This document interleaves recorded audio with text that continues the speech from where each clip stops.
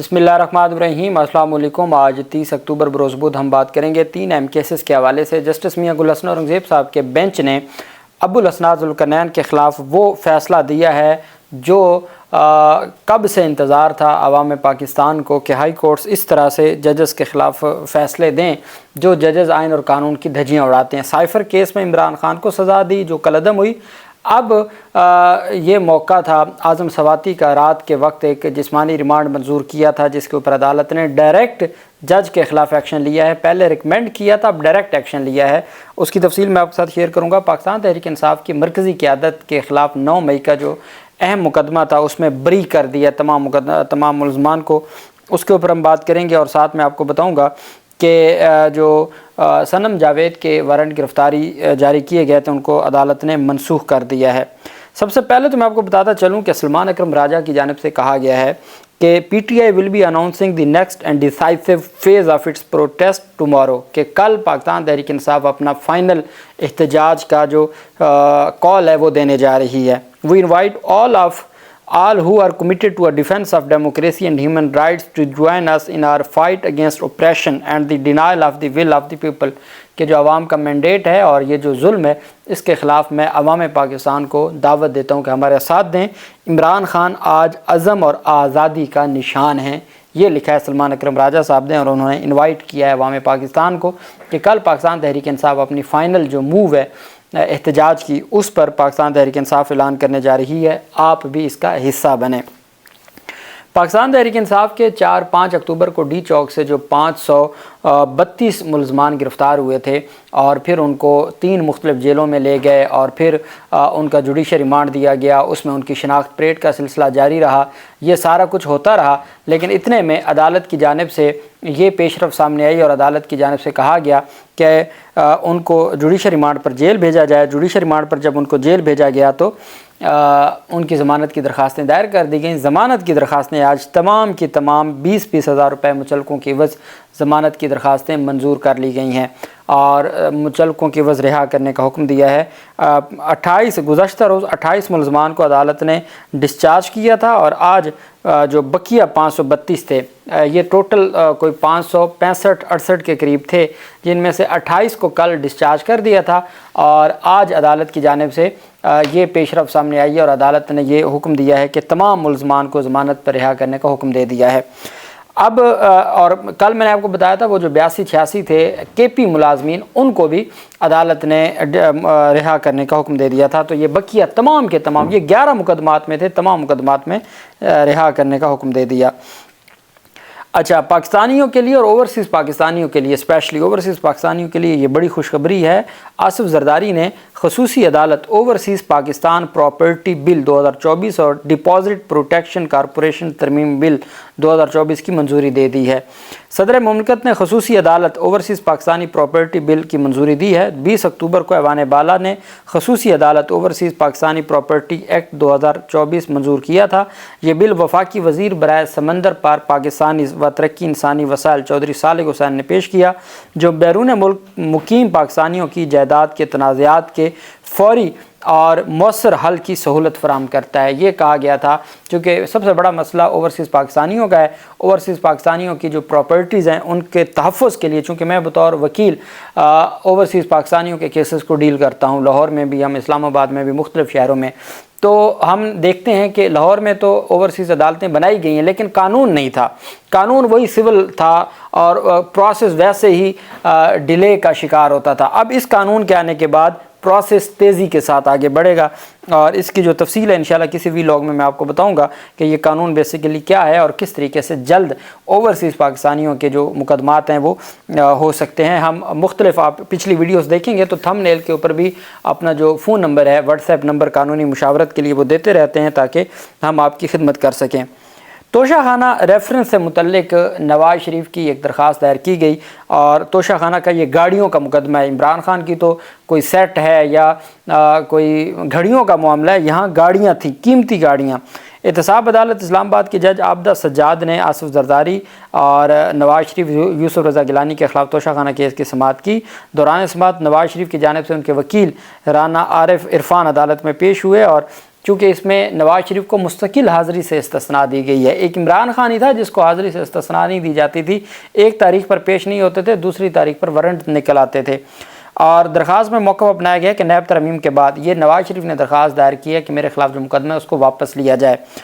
موقف اپنایا کہ نیب ترمیم کے بعد توشہ خانہ گاڑیوں کا ریفرنس نیب دائرہ اختیار میں نہیں آتا، دائرہ اختیار کو دیکھتے ہوئے توشہ خانہ گاڑیوں کا ریفرنس نیب کو واپس بھیجا جائے۔ عدالت نے نیب سے جواب طلب کرتے ہوئے 7 نومبر تک جواب طلب کر لیے۔ میں نے آپ کو کہا کہ نیب چاہے تو چٹکی میں یہ مقدمہ بھی ختم ہو سکتا ہے، لیکن وہ بھی کچھ نہ کچھ اپنے پاس رکھنا چاہتے ہیں جو چیزوں کو کرنے کے لیے کہ کس طریقے سے پھر اوقات میں رکھنا ہے معاملات کو۔ دوسری طرف جو اہم پیش رفت سامنے آئی وہ ہے آج پشاور کی دہشت گردی عدالت نے 9 مئی کا جو مرکزی کیس تھا کے پی میں پشاور میں، اس میں پاکستان تحریک انصاف کی جو مرکزی قیادت ہے ان کو تمام کو بری کر دیا۔ انسداد دہشت گردی پشاور نے 9 مئی احتجاج کے دوران سرکاری املاک کو نقصان پہنچانے کے کیس میں پی ٹی آئی رہنماؤں سمیت 30 ملزمان کو بری کر دیا ہے۔ مقدمے میں صوبائی وزیر مینا خان آفریدی، کامران بنگش، تیمور سلیم جھگڑا، ارباب شیر علی اور عرفان سلیم بری ہو گئے۔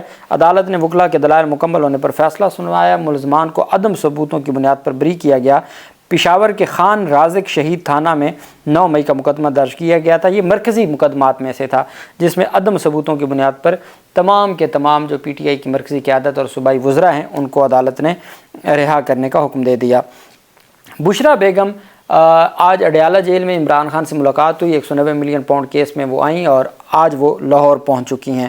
بشرا بیگم کی لاہور جو ہے ان کے حوالے سے یہی خبر سامنے آئی ہے کہ انہوں نے اپنا چیک اپ کروانا تھا۔ شوکت خانم چونکہ جس دن وہ رہا ہوئی تھی عمران خان نے کہا تھا کہ آپ نے زمان پارک جانا ہے، لیکن پی ٹی آئی کی عادت نے کہا کہ زمان پارک جانے سے پہلے ہم مقدمات کی تفصیل بھی لے لیں اور ایک حفاظتی ضمانت بھی لے لیں، تو وہ 14 دن کی حفاظتی ضمانت مل گئی۔ چونکہ یہاں جیسے ہی وہ زمان پارک پہنچی ہیں تو باہر کا تمام جو راستے ہیں وہ سیل کر دیے ہیں پولیس نے۔ صرف زمان پارک گھر کا جو مرکزی دروازہ ہے وہاں اپنی سیکیورٹی ہے، پرائیویٹ سیکیورٹی عمران خان کی، جبکہ باقی پولیس نے وہ سیل کیا ہوا ہے تاکہ وہاں پہ کارکنان نہ جمع ہوں یا قائدین نہ جا سکیں۔ تو اس وجہ سے پاکستان تحریک انصاف کے جو سربراہ ہیں انہوں نے یہ کہا تھا کہ آپ ہر صورت خود ان تمام معاملات کو دیکھیں۔ اب ہم آ جاتے ہیں، سب سے پہلے میں آپ کو آج کی سماعت کا حوال بتاؤں گا اور پھر تحریری حکم نامہ جو جسٹس میاں گل حسن اورنگزیب صاحب کی سربراہی میں 2 رکنی بینچ نے جاری کیا۔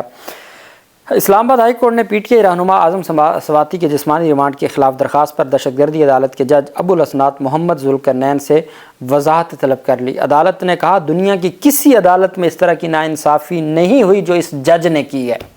یہ اسلام آباد ہائی کورٹ کا ڈویژن بینچ کہہ رہا ہے کہ دنیا میں کہیں ایسی کوئی ناانصافی نہیں ہوئی جو اس جج ابو الاسناد ذوالقرنین نے کی ہے سائفر کیس میں۔ اسلام آباد ہائی کورٹ کے جسٹس میاں گل حسن اورنگزیب کی سربراہی میں بینچ نے سماعت کی۔ اعظم سواتی کی جانب سے ایڈوکیٹ علی بخاری عدالت کے سامنے پیش ہوئے اور بتایا کہ ہم نے بیان حلفی بھی دے دیا ہے، اس عدالت کا گزشتہ حکم نامہ بھی پیپر بک میں لگا ہے۔ جسٹس میاں گل حسن اورنگزیب نے اے ٹی سی جج کے رویے پر شدید برہمی کرتے ہوئے استفسار کیا کہ کیا ابو الاسناد کی عدالت میں کیمرے لگے ہیں؟ ہمارے پاس پہلے بھی کیسز آئے جہاں یہ مس کنڈکٹ کر رہا ہے، آرڈر کر کے تاریخ دیتا ہے، بعد میں ضمانت مسترد کر دیتا ہے۔ وہ عامر مسعود مغل والی کہ پہلے تاریخ دیتا ہے اور پھر ضمانت مسترد کر دیتا ہے۔ 2 ججز نے ایم آئی ٹی کو لکھا کہ اس کو فوری واپس بھیجا جائے۔ ایم آئی کہتے ہیں ممبر انسپیکشن ٹیم، جو جسٹس ہیں محسن اختر کیانی، لیکن محسن اختر کیانی نے ریکمینڈ کیا ہٹانا تو چیف جسٹس نے اس کو اس سے بڑا عہدہ دہشت گردی عدالت کا دے دیا۔ تو وہی بینچ کہہ رہا ہے کہ ہم 2 ججز نے لکھا کہ اس کو ہٹائیں، آج تک اس کو نہیں ہٹایا گیا۔ ہم نے پہلے بھی لکھا اور اس کو واپس بھیجا۔ اس آدمی کو یہاں رکھا ہوا ہے تاکہ ان کی سیاسی کاروائیاں کر سکے۔ کن کی؟ حکومت والوں کو مخاطب کر کے کہا اس ابو الاسناد ذوالقرنین کو وفاقی حکومت نے اس لیے اسلام آباد میں رکھا ہوا ہے تاکہ آپ کے مطابق سیاسی کاروائیاں کر سکے، اور اسلام آباد میں انصاف نہیں ہوگا جب تک یہ آدمی یہاں ہے۔ یہ کون کہہ رہا ہے؟ ڈویژن بینچ کہہ رہا ہے ابو الاسناد ذوالقرنین کے حوالے سے۔ عدالت نے علی بخاری ایڈوکیٹ کی جانب سے جمع کروائے گئے بیان حلفی پر اے ٹی سی جج کو کمنٹس جمع کروانے کی ہدایت کر دی۔ جسٹس میاں گل حسن اورنگزیب نے کہا کہ سائفر ٹرائل میں اس جج کے کارنامے ہم نے دیکھے ہیں، دنیا کی کسی عدالت میں اس طرح کی ناانصافی نہیں ہوئی جو اس نے کی۔ وزارت قانون اس کو سپورٹ کر رہی ہے اور کہہ رہی ہے کہ یہی کام کرو، اس لیے تمہیں بٹھایا ہوا ہے۔ یہ کون کہہ رہا ہے؟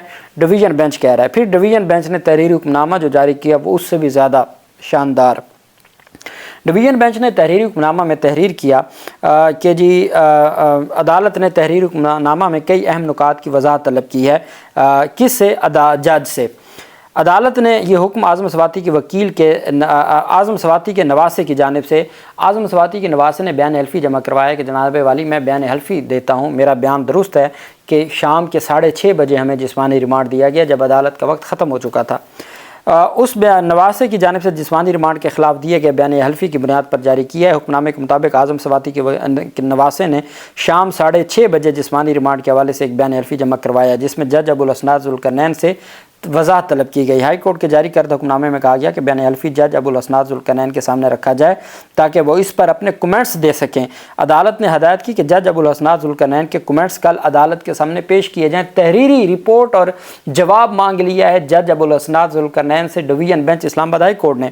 حکم نامے کے مطابق اعظم سواتی کے خلاف یہ مقدمات 4 اکتوبر کو درج کیے گئے اور انہیں 5 اکتوبر کو گرفتار کیا گیا۔ جج ابوالاسناد نے ان مقدمات کے تحت 28 اکتوبر کو جسمانی ریمانڈ جاری کیا تھا۔ درخواست گزار کے وکیل کا موقف ہے کہ جب اعظم سواتی کو 5 اکتوبر کو گرفتار کیا تو ان کے خلاف درج ہر مقدمہ میں الگ الگ جسمانی ریمانڈ نہیں دینا چاہیے تھا۔ عدالتی کارروائی میں پروسیکیوٹر جنرل کی عدم موجودگی کا بھی ذکر کیا گیا ہے۔ پروسیکیوٹر جنرل عدالت میں حاضر نہیں ہوئے جس پر عدالتی اہلکار کے ذریعے انہیں طلب کیا گیا۔ بعد ازاں انہوں نے عدالت میں پیش ہو کر موقف اختیار کیا کہ انہیں عدالت کی جانب سے کوئی نوٹس موصول نہیں ہوا۔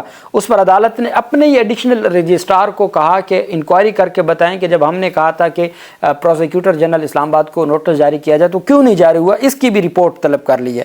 اسلام آباد ہائی کورٹ نے تحریر حکم نامے میں واضح کیا گیا ہے کہ آئندہ سماعت پر جج ابوالاسناد ذوالقرنین کے کمنٹس کو عدالت کے سامنے رکھا جائے جس سے عدالتی کارروائی میں مزید وضاحت ممکن ہوگی۔